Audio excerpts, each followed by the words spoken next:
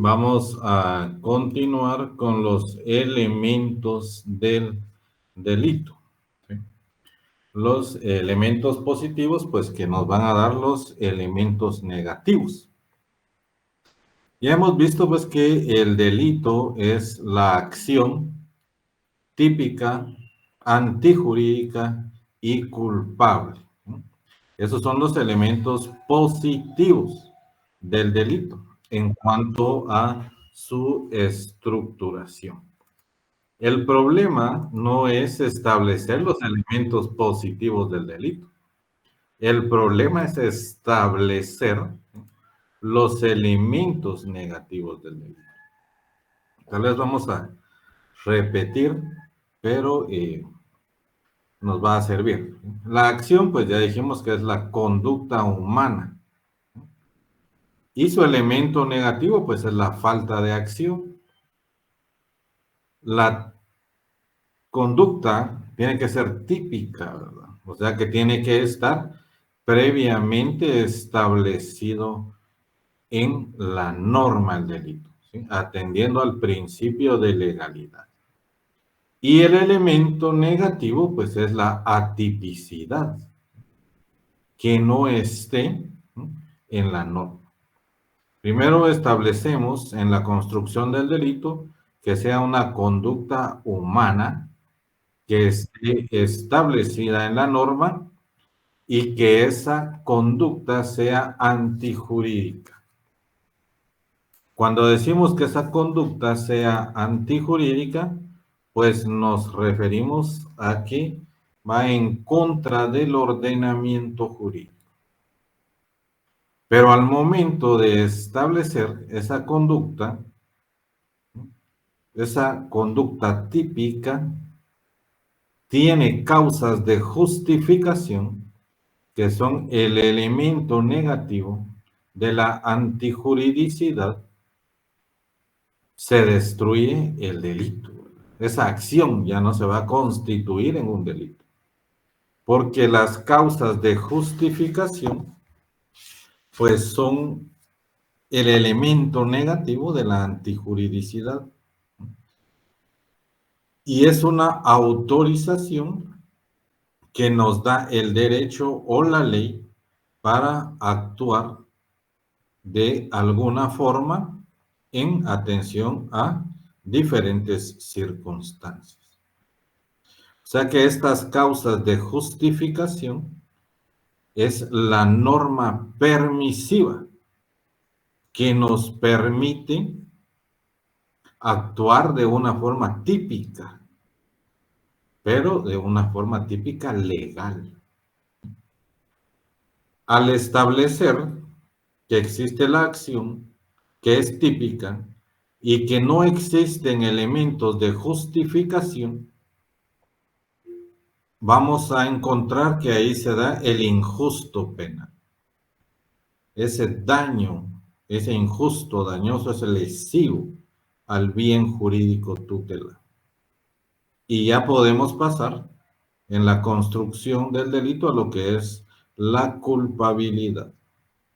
Sin embargo, si establecemos que esa conducta típica y antijurídica ostenta elementos o causas de justificación, ya es hasta por gusto seguir en cuanto a la culpabilidad, porque se destruye esa construcción del delito. Ya no hay delito, porque esas causas de justificación, como se los dije, son la autorización que el derecho da para que actuemos ante diferentes circunstancias.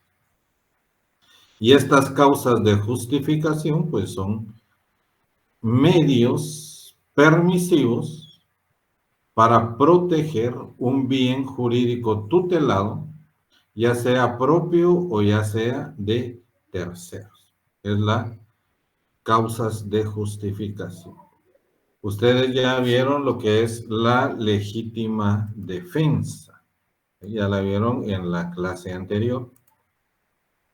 Pues vieron que la legítima defensa, pues esta anula la responsabilidad penal, pero también anula la responsabilidad civil. Vieron que es una agresión ilegítima que va a pasar, que es inminente, que es real, que debe de existir y que debe de ser actual. También vieron que hay una necesidad racional del medio empleado para impedirla o retenerla. Es la agresión la que van a impedir o la que van a retener. Y pues es la necesidad de defensa que se tiene en ese momento y que el medio que se tiene pues es el único y es viable para defenderse ante la agresión. Existe una proporcionalidad entre la acción y la reacción. También vieron la falta de provocación suficiente por parte del defensor. Él no tenía que provocar esa agresión. No, ya no hay una legítima defensa.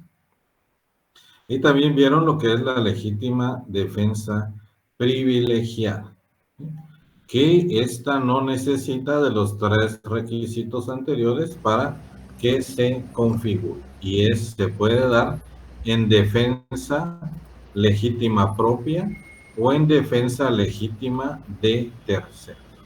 Eso fue lo que, a grosso modo, ustedes vieron en la clase anterior. Pues el día de hoy vamos a continuar con esas causas de justificación ya establecidas en el numeral 2 y en el numeral 3 de nuestro artículo 24. Me gustaría empezar con un caso. Imaginemos, va Luis por la calle y escucha gritos de una niña que está siendo atacada por un perro de la raza American Pitbull. El perro le muerde la cabeza y la sostiene, y por la fuerza que tiene la niña corre el peligro de perder la vida.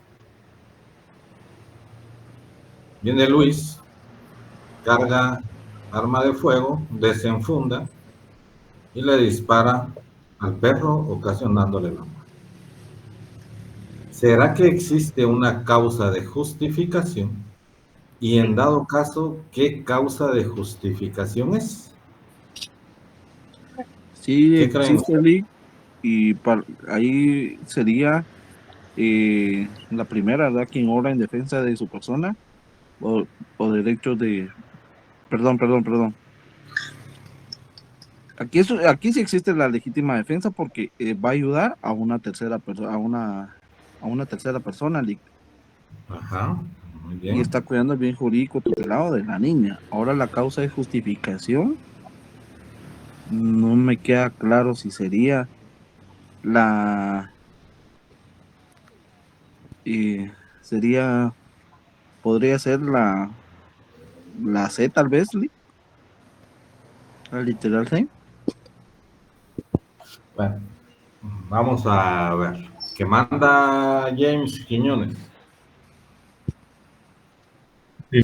Buenas tardes, licenciado. Buenas Yo tardes. opino que no podría ser el estado de necesidad por el peligro inminente que representaba el perro para la niña. No es estado de necesidad. ¿O sí es? No, Bien, que sería es estado estado de en... necesidad. ¿Por qué? Porque según el Código Penal, pues dice que quien haya cometido un hecho obligado por la necesidad de salvarse o salvar a otros. En este caso, Ajá, la muerte del perro, ¿verdad? muy bien. Y salvo a la niña. ¿Alguien más que haya levantado la mano?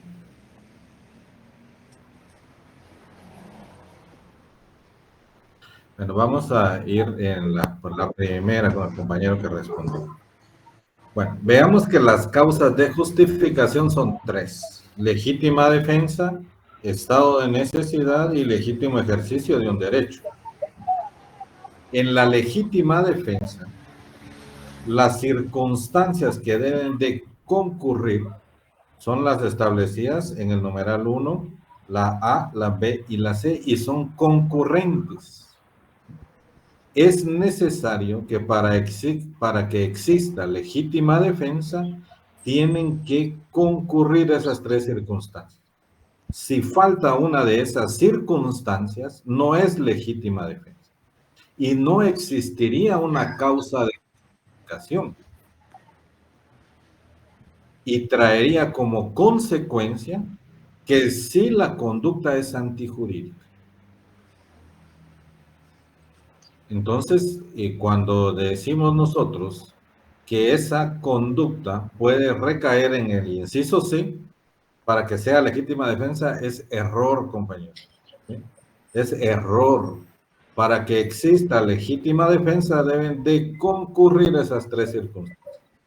Si falta una de esas circunstancias, no existe legítima defensa y en consecuencia la acción sí es antijurídica. Y se configura el tercer elemento del delito. Y ya pasamos al elemento de la culpabilidad. Entonces, por favor, grábense eso. Para la legítima defensa, tienen que analizar que esa conducta se haya realizado atendiendo a esas tres circunstancias que establece el numeral primero. Y son concurrentes, porque obligadamente tienen que darse las tres. No puede faltar una de ellas. Ahora bien, en el caso que manda María Chacón. Licenciado, buenas tardes. Dijo usted que se había completado el tercer elemento.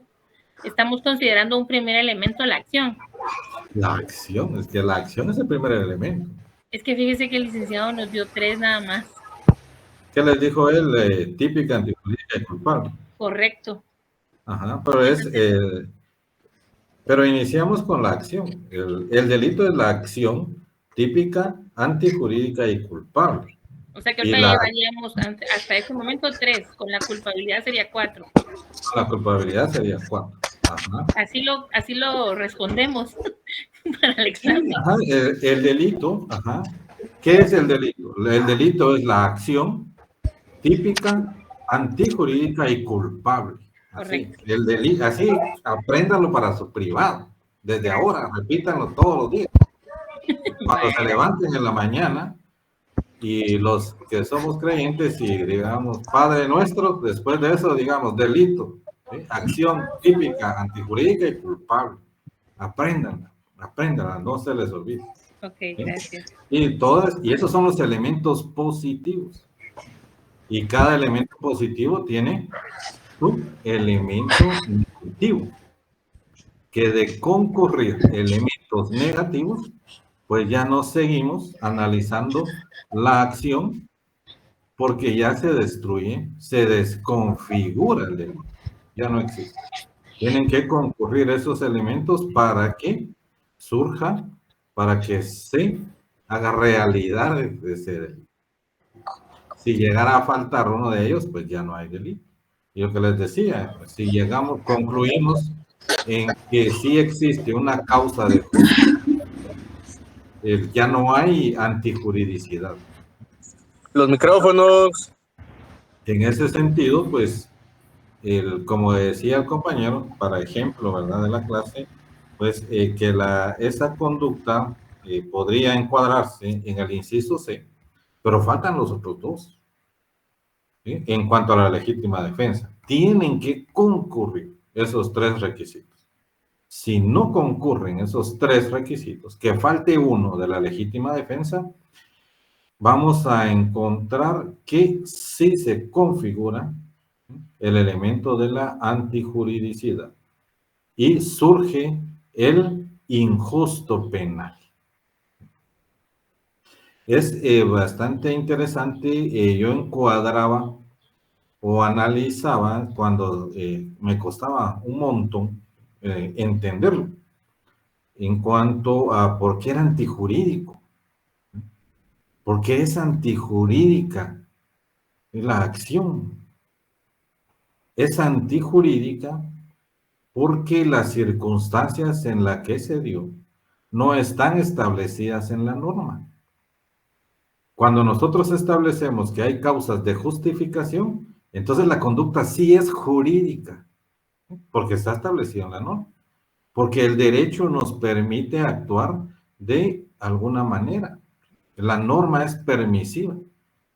Yo en legítima defensa de mi vida, si alguien me está atacando con arma de fuego y yo cargo un arma con su portante, puedo utilizarla y defender. Pero recordemos que no porque tiene arma de fuego, yo también tengo que tener arma de fuego, o viceversa. Si él tiene cuchillo y yo tengo arma de fuego, no quiere decir que no me pueda defender con él, sino que es el medio idóneo que yo tengo para defenderme en ese momento. ¿Sí? Entonces, tenemos que analizar eso. Si no se dan circunstancias o causas de justificación, entonces sí se da el elemento de la antijuridicidad. Y ya continuamos con el otro elemento que es el de la culpabilidad. Pero si existen elementos de justificación o causas de justificación, ya para qué continuar si ya no se configura el delito. Bueno, el estado de necesidad.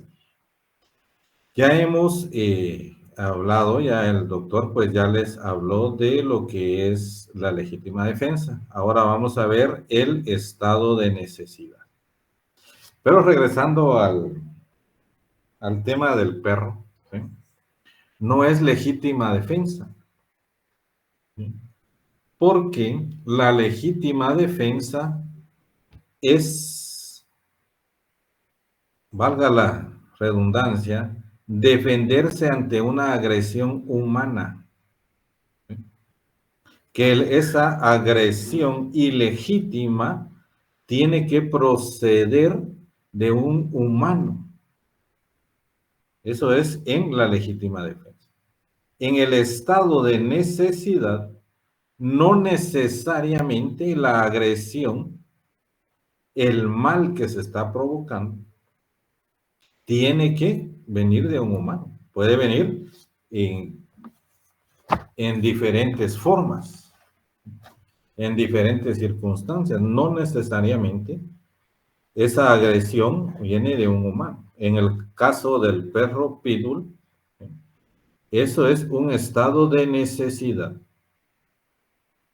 Y el estado de necesidad es una situación o circunstancia en donde una persona, para salvarse, para proteger un bien jurídico propio o para proteger un bien jurídico de terceros, de un mal o de un peligro, afecta otros bienes jurídicos tutelados, pero de menor valor, de menor jerarquía. Siempre tiene que existir ese mal, que ese peligro que existe no haya sido provocado por el, llamémosle, defensor. En la legítima defensa, el elemento personal es el defensor y el agresor. En el estado de necesidad, vamos a encontrar al defensor, porque ese mal o ese daño no lo provocó, el peligro ante el cual se está no fue provocado por el defensor. ¿Qué manda Daniel Fernández? Licenciado, muy buenas tardes. Fíjense que yo tengo una experiencia. Yo tengo un perro, precisamente un pitbull, que es un perro consentido, pero es un perro muy agresivo. Y una vez salimos a caminar, le quité la correa para que él corriera y estuviera libre. Pero cuando yo se la quise poner, entonces me agredió, me mordió. Y fueron 2 mordidas severas. Había una patrulla y yo le dije al policía que le disparara al perro, porque si el perro atacaba a alguien que no fuera yo, iba a suceder una tragedia. Y el policía me dijo que no podía hacerlo porque tendría yo primero que llamar a la cosa esta de la protección de los animales para que ellos llegaran y pues resolvieran el asunto. Pero no creo que mi perro les hubiera dado tiempo a eso. cómo debió haber actuado ese policía en ese momento. Pero en ese momento el perro lo estaba atacando a usted. Sí, enfrente de ellos. Sí, él tuvo que haber actuado, porque había que proteger el bien jurídico tutelado de su vida. Y la norma lo establece. Y ahí lo vamos a ver más adelante, en el numeral tercero. ¿Sí? Gracias, licenciado, muy amable. Bueno, entonces el estado de necesidad, sí, hay dos bienes jurídicos tutelados que están en peligro. Y esos bienes jurídicos tutelados son de diferente valor. Y hay que proteger uno de los dos. Y obviamente, pues vamos a proteger el de más valor. Les ponía un ejemplo en el cual, en un parqueo, a la 1 de la tarde, con estos calores, con este intenso sol, un niño se está muriendo dentro de un vehículo. Porque la persona quien lo cuida, pues bajó a comprar, se le olvidó, y el niño está muriéndose dentro del vehículo. Viene una persona, Luis, pongámosle, para salvar la vida del niño, rompe el cristal del vehículo y sacan. En el momento aparece la dueña del vehículo, llama a la policía y lo acusa de daños. Porque recordemos que los daños no solo son civiles, también son penales. La diferencia es el dolo, ¿verdad?, que existe entre los civiles y los penales. Pero viene la señora y llama a la policía y pues capturan a la persona que quebró el vidrio para sacar a ese niño que estaba muriéndose en el vehículo. Ahí hay un estado de necesidad, porque se comete una acción típica. Es típica porque está establecido el delito de daños. Entonces se cometió una acción típica, pero hay una causa de justificación. Y esa causa de justificación es el bien jurídico tutelado, que es la vida del menor. Entonces, ¿qué tiene más valor?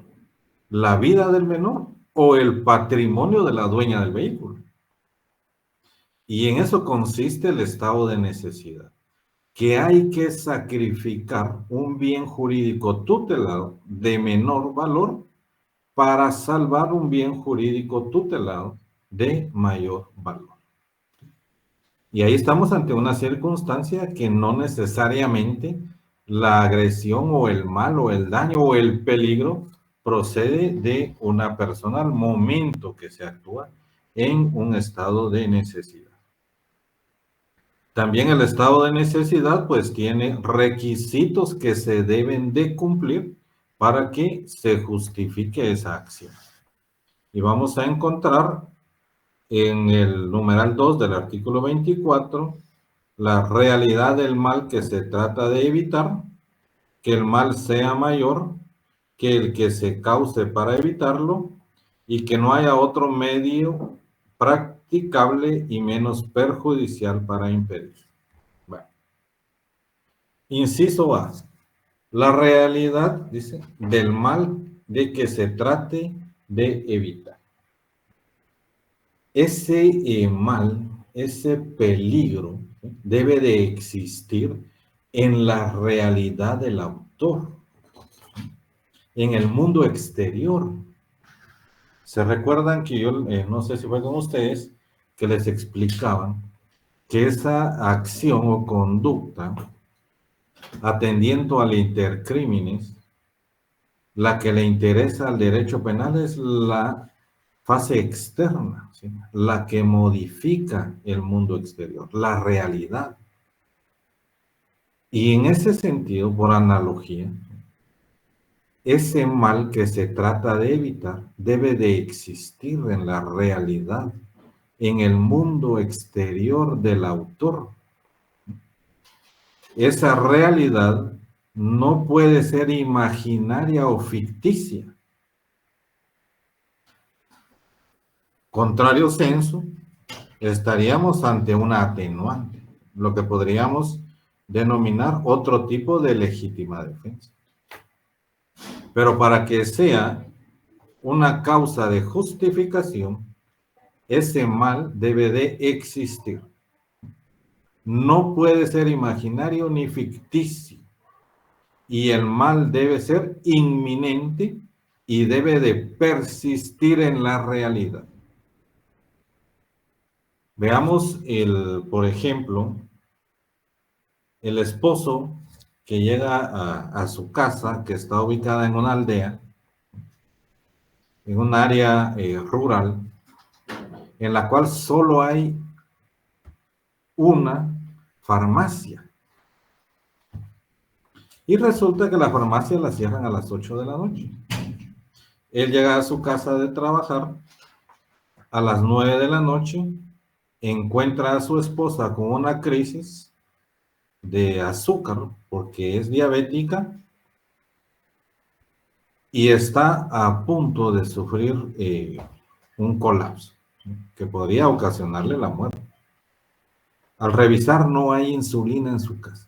Tiene que ir a la farmacia. Llega a la farmacia y resulta que está cerrada porque la cierran a las 8 de la noche y ya son las 9. Y el dueño de la farmacia vive a 3 horas de distancia, que es el que atiende la farmacia. Él, ante la necesidad real, que es eminente, que se puede morir la persona, y que ese mal persiste porque mientras más se tarde, más peligro que la persona fallezca. Él se ve obligado a violar las cerraduras, romper la persiana, entrar sin autorización al bien inmueble, y resulta que aún dentro de la farmacia las vitrinas están con llave, son de cristal. Él quiebra ese cristal, saca la insulina, sale corriendo a su casa, se la pone, inyecta a la esposa y le salva la vida. Resulta que los vecinos vieron, llega la policía, lo capturan y se lo llevan al órgano jurisdiccional competente. ¿Creen ustedes que él cometió un delito? ¿Que él cometió una acción típica? Sí cometió una acción típica. Él causó daños. Él cometió allanamiento. ¿Sí? Él cometió robo.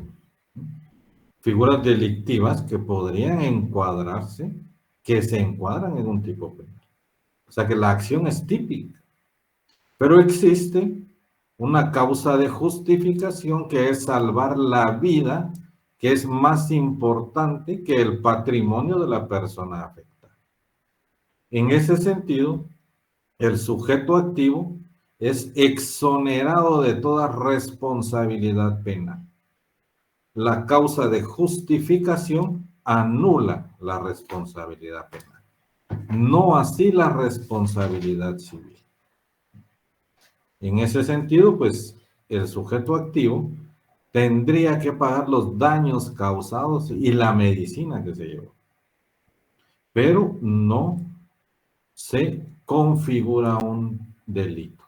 No existe un delito porque la norma es permisiva y nos autoriza a actuar para salvar un bien jurídico tutelado de mayor valor del cual vamos a sacrificar.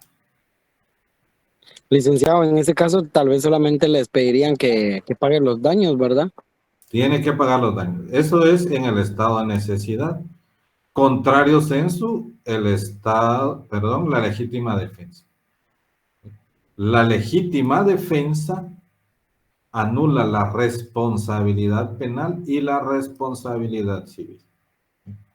El estado de necesidad únicamente anula la responsabilidad penal. En cuanto al inciso B, que el mal sea mayor que el que se cause para evitar.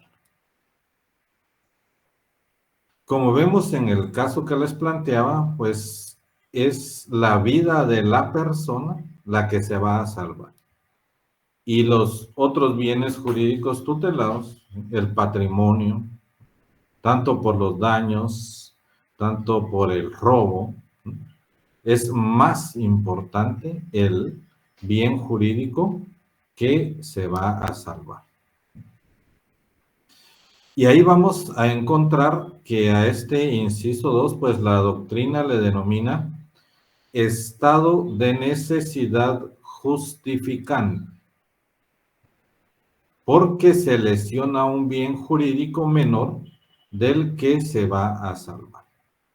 Aquel bombero que tiene que entrar a una casa o una persona particular que ve que una casa está en llamas y escucha una voz que pide auxilio dentro, y la persona, para salvarla, pues va a botar la puerta, va a entrar sin autorización de una persona, del propietario, y va a salvar al otro. Ese es un estado de necesidad justificada, porque jerárquicamente ese bien jurídico tutelado de la vida es más importante que el patrimonio de las personas. Y también vamos a encontrar el estado de necesidad disculpante, aunque no lo establece la norma, pero también es muy importante y también se puede dar en determinados casos. Y el estado de necesidad disculpante es lesionar un bien jurídico del mismo valor del que se va a salvar. Por ahí hay en la doctrina lo que es la tabla de Carneades, en la cual pues hay dos personas en alta mar, ¿sí?, en una tabla. Y resulta que la tabla solo soporta el peso de uno de ellos. No puede con los dos. Si los dos continúan en la tabla, se van a morir los dos. ¿Qué harían ustedes? ¿Qué harían para salvaguardar su vida? Juntos por siempre. Podría ser, ¿verdad? ¿Qué manda Andrés? Yo mataría al otro. Yo mataría al otro. Y se puede oír hasta muy cruel, inhumano, pero no queda otra forma. ¿Qué hacen? Ni el amor le impidió a Rose subir a Jack a la tabla, imagínense. No, yo si fuera mi novia.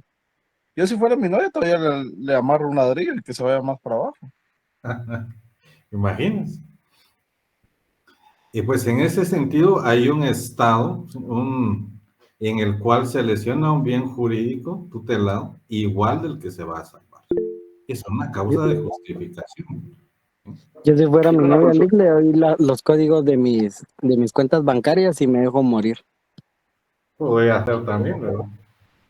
Bueno, y el inciso C, pues dice que no haya otro medio practicable y menos perjudicial para impedirlo.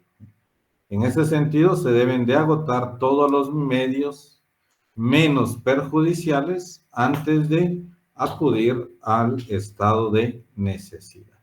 Voy a regresar al primer caso planteado. Resulta que ya no es un pitbull, ¿no? Es un chihuahua.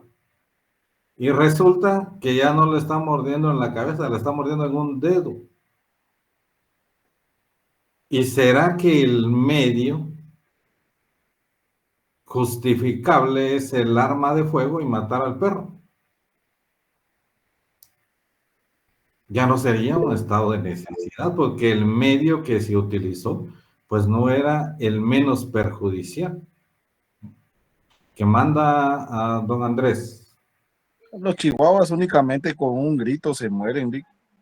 Imagínese usted, y todavía para evitarlo le impactan. Con bañarlos con agua fría se mueren. Imagínese, no es Hasta no necesario. me la sabía, voy a bañar a los de mi vecino. No es necesario entonces el arma de fuego, ¿verdad? En ese sentido, Si la persona utiliza el arma de fuego, le van a cobrar el perro, porque ya no hay estado de necesidad. El medio empleado no es el menos perjudicial. Asimismo, establece el numeral tercero, último párrafo, no puede alegar estado de necesidad quien tenía el deber legal de afrontar el peligro o sacrificarse. Aquí más que todo nos vamos a referir a la profesión que se desempeña. Por ejemplo, aquel policía nacional civil que ve que hay una balacera y que están asaltando o quieren secuestrar a una persona, y él, en lugar y teniendo la obligación legal y jurídica de interferir para rescatar a esa persona, se esconde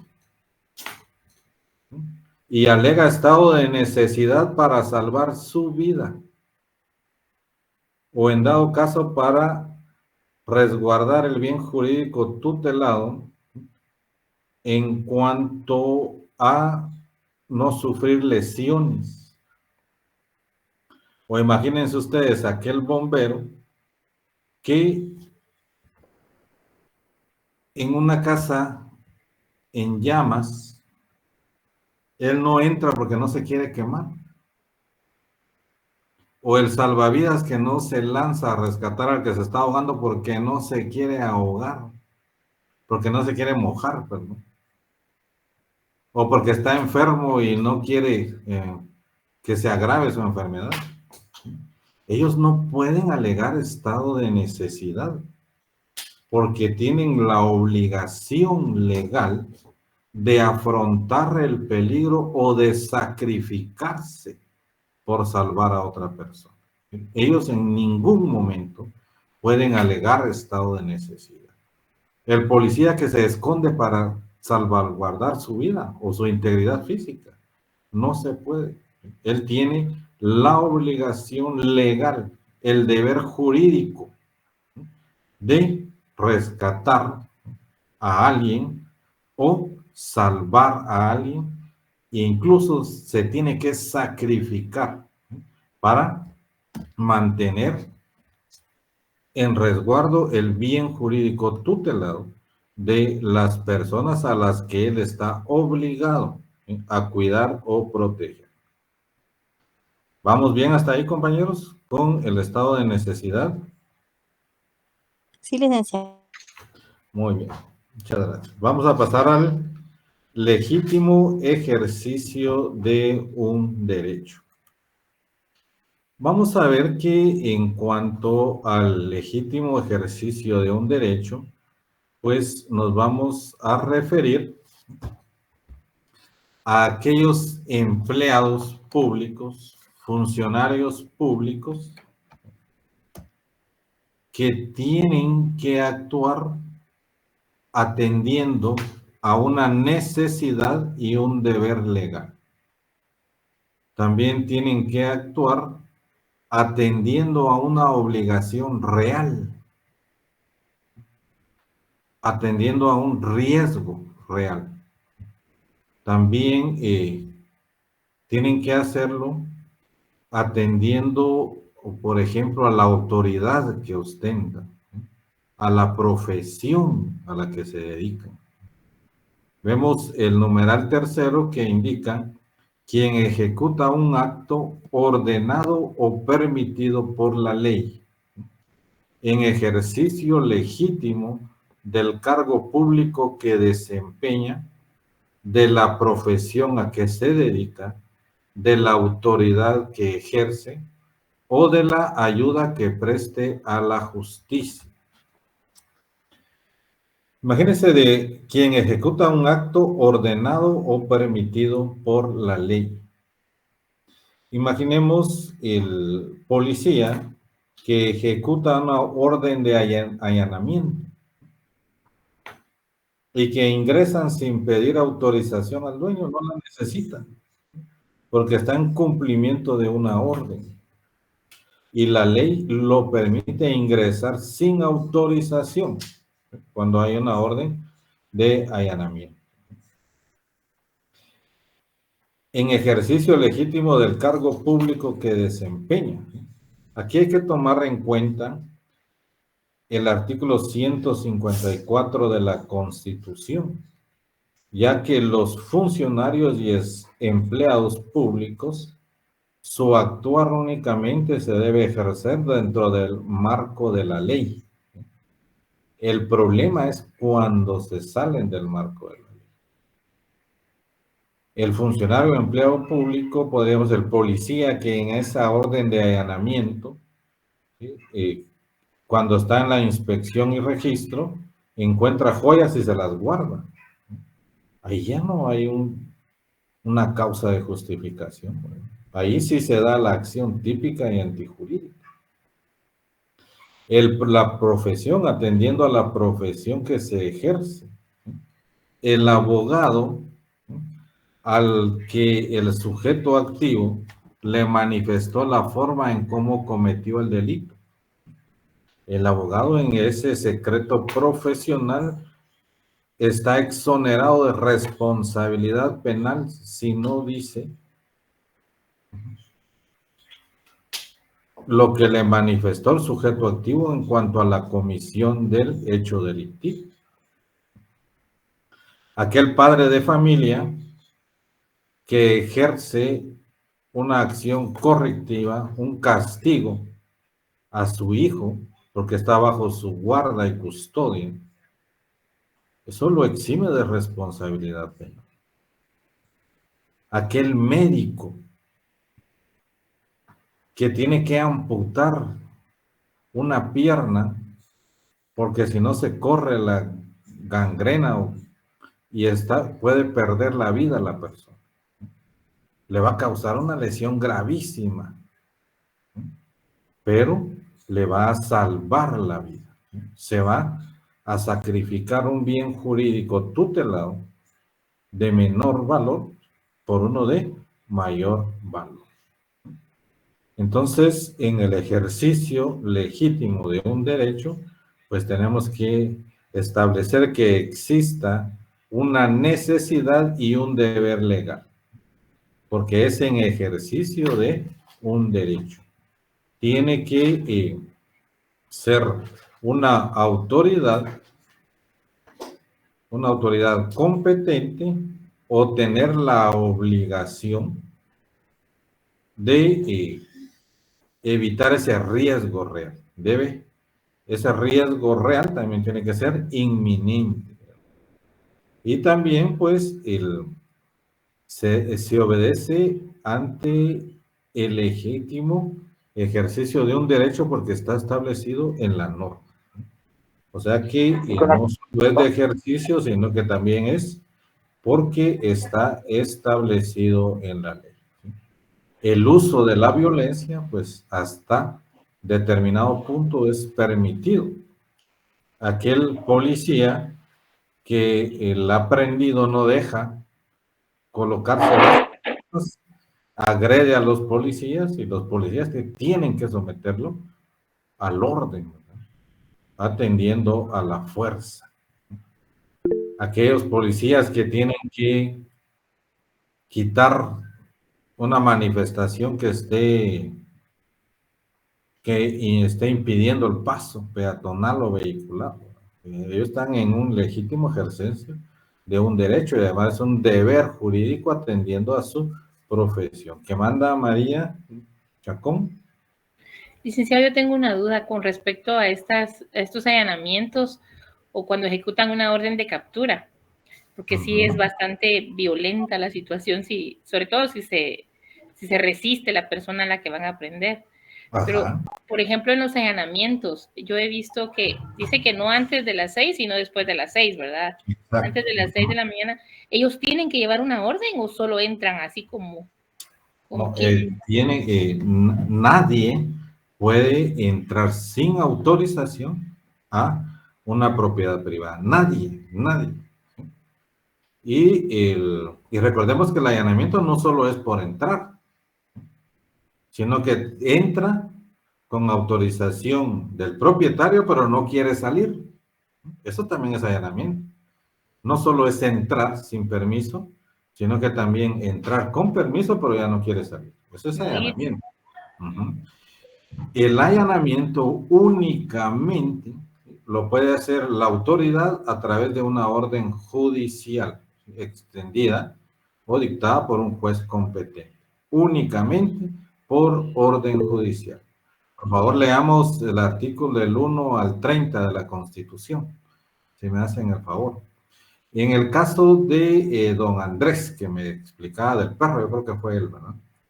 Bueno, el policía, él podía actuar en el legítimo ejercicio de su profesión. Él tenía que resguardar la integridad de la persona. Imaginemos si el perro le hubiera amputado una mano. Ahí el policía hubiera estado ante un delito de comisión por omisión, porque él es garante de la seguridad de las personas y había un riesgo inminente, real, y era necesario en ese momento, pues, evitar que un bien jurídico tutelado de mayor jerarquía, pues, sufriera un daño. No sé quién levantó la mano. Fíjese que yo he visto órdenes de captura que las hacen después de las 6 de la tarde, pero ahora los investigadores agarran o han tenido una metodología que llaman a la persona a la cual están buscando y ellos ven si han tenido problemas o han puesto denuncias anteriores y ellos como que van a rectificarlo. La persona sale a la cual están buscando y sale sin mucho, como 30 centímetros de su domicilio y ya lo capturan ahí. No entran al domicilio después de las 6 de la tarde, pero hacen que él salga y ejecutan la orden de captura. Sí, ahí no hay ningún inconveniente, ¿verdad? La orden de captura se puede dar a cualquier hora del día. Se puede dar. Pero igual como para responder un poquito lo de la compañera, en este caso ellos llegan a las 6 de la tarde a buscar a la persona X como Policía Nacional Civil, hacen que salga, no entran, no hacen un allanamiento como tal, pero sí hacen que salga 30, 40 centímetros de su domicilio y ejecutan la orden de captura, siempre y cuando llevando la orden por los competentes. O incluso hay quienes andan de particular y se identifican, mire, soy de Tigo y el señor Luis, necesito platicar con él que tiene un premio. Y sale y lo captura. También se ha dado en algunos casos, ¿verdad? Su premio una noche en carceletas. Ajá, exacto. ¿Qué manda don Abner?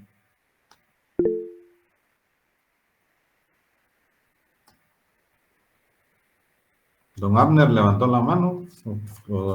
Flor.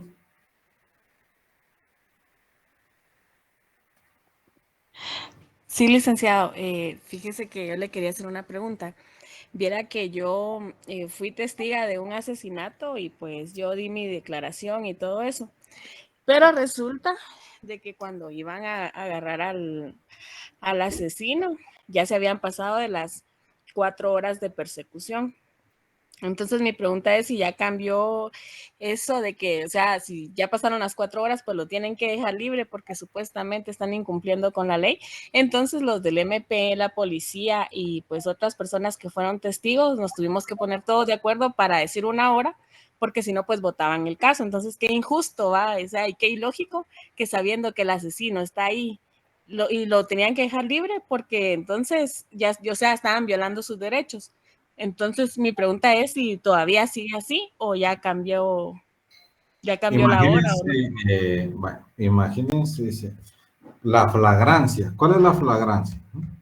Así, en términos coloquiales, agarrarlo con las manos en la masa. Con las manos en la masa. Ajá.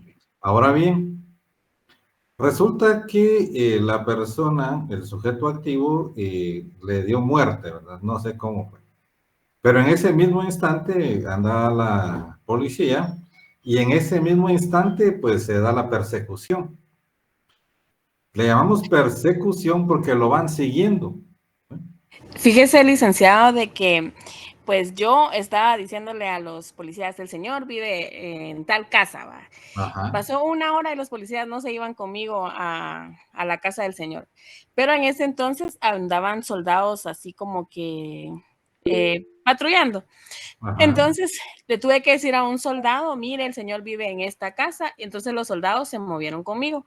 Pues resulta que otra persona nos dijo, el señor se fue para tal lado, y lo fueron a encontrar en la bomba de un residencial, o sea, hasta arriba, eran las 10 de la noche, el delito, digamos, que pasó como 5:30 más o menos. Entonces, no hubo persecución como tal, sino que prácticamente nos dijeron dónde estaba. Ajá. Sí, ahí ya no hay flagrancia, ¿verdad? Pero no entiendo por qué cambiaron la hora. Tal vez dijeron que lo agarraron antes para que sí existiera flagrancia. No para Sí, violar. pues eso explicaron, que eran 4 horas de persecución, por lo que sé, pero pues como no hubo persecución, tuvieron que, digamos que arreglar todo para que sí se hiciera justicia, porque de lo contrario no se podía y lo tenían que dejar libre. Sí, porque no había flagrancia, ¿verdad? En dado caso hubiera sido una denuncia y ya que un juez ordenara su captura, porque ya no habría flagrancia, ya hubiera sido una detención ilegal. Me imagino que por eso fue que cambiaron el tiempo a antes o que fuera inmediato al momento del hecho delictivo, ¿verdad? O incluso si ir en persecución significa ir detrás de él para capturarlo, ¿sí? Ahí del mismo acto. Y ahí pero entonces sí tienen que ser 4 horas de persecución. Es que no hay 4 horas, no importa si lleva 10 de persecución. Imaginemos que se van a trincherar en una casa y pasan 2 días queriéndolo sacar. Ahí sigue la flagrancia y sigue la persecución. Ajá. No Bueno, entonces existe un no sé tiempo por qué específico. pusieron ese tiempo. No existe un tiempo específico de persecución. Imaginemos que va en un carro y se sube y lo alcanzan hasta la frontera de México y lo van persiguiendo desde aquí de la ciudad capital. ¿En cuánto tiempo llega allá? Y lo capturan a las 6 horas allá. Ahí todavía hay flagrancia porque ha sido continuada la persecución, pero no entiendo por qué pusieron 4 horas. Tal vez debe haber sido por el momento en cuanto a la presentación ante la autoridad competente. Recordemos que hay 6 horas desde el momento de su captura para ponerlo a disposición de una autoridad competente. Y quedan 18 horas para que preste su primera declaración ante juez competente, ¿sí? O sea que una persona que ha sido capturada tiene que, desde el momento de su captura hasta el momento de prestar su primera declaración, tienen que haber 24 horas. Si pasaron esas 24 horas y no ha presentado su primera declaración, ya es una detención ilegal. Bueno, compañeros, ya son las 7. Me imagino que el licenciado de civil ni virtual lo dejo dar clases. ¿Qué manda María Chacón? Licenciado, fíjese que ya sé que ya nos tenemos que ir a otro curso, pero yo sí le quiero suplicar, tal vez nos puede hacer llegar de dónde a dónde. Ya vi que van a venir por los casos en el examen, por lo que usted está diciendo, pero sí tengo un poco de confusión de dónde a dónde van a entrar los temas. Tal vez nos los hace llegar, si fuera tan amable. Bueno, muy bien, perfecto. Gracias, licenciado. Yo creo que todavía tenemos clases la otra semana, ¿verdad? Primero Dios, pero como nunca se sabe. Exacto, muy bien, Por favor. perfecto. Gracias, licenciado. Bueno, compañeros, feliz noche, que la pasen bien, saludos.